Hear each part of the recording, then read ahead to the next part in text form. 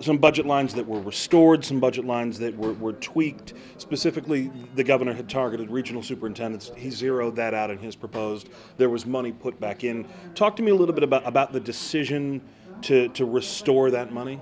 Well, with the regional superintendents, the challenge was when we talked to the State Board of Education, they were fearful that if the regional superintendents go away, that they would then have the responsibility of providing all those services. So they were panicked, feeling that there's no way that they could provide the services. So there was actually some disconnect between the governor's office and the State Board of Education on the regional superintendent offices. So listening to the State Board of Education and certainly understanding their position, we felt it was our obligation to leave resources in both for services as well as the salaries. And then there was some concern about if you eliminate the salaries, whether or not that's constitutional and if that would then undergo a court challenge. But with that disconnect, we listened to the State Board of Education and said, and the regional consensus amongst the members was that the services that they provide are great services.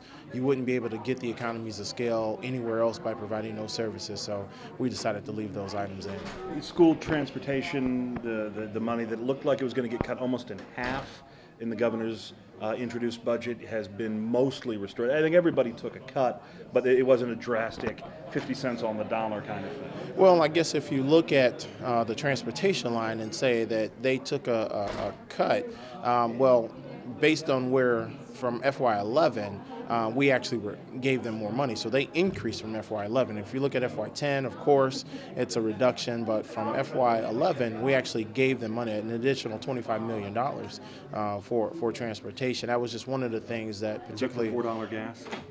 Well, we'll let them spend it, see how they want to spend it, you know. Matter of fact, we even talked about maybe trying to do some things in the future that would give school districts a little bit more flexibility in how they could spend their transportation dollars. All right, talk to me about GSA. What is is it going to be 3 or 4? I saw something in the Trib that said GSA was going to hold steady. Then I saw other reports that said GSA was going to dip a little. Well, the GSA line took a reduction overall. What remained flat was the foundation level. And there are very few schools that receive the maximum, the $6,100 maximum foundation level. So that remained flat, but the actual dollar amounts in the line, that actually went down. So school districts are going to essentially receive about a 4% cut in the GSA line overall. How many schools, I know you said there are just a handful of them, and generally where are they that receive that maximum? I'm not sure where they are. They're a certain type of school. They're a school, but they receive no benefit from local property wealth and receive no other resources. So the state pays them the maximum amount in general state aid for the number of children that they educate.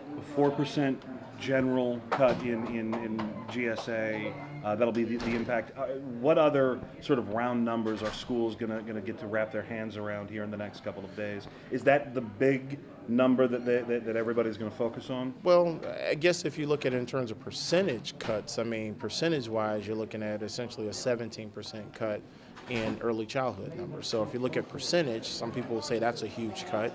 If you look in terms of just pure dollars, the reduction in general state aid, because we're talking billions of dollars in those lines, that certainly is something that some will focus on as well. Textbook loans, not in this budget?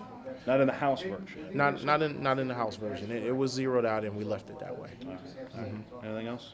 Well, I want to commend my colleagues. We worked hard and we thought we came up with something bipartisan that the majority of the members on the House floor can live with. So we hope to pass it out.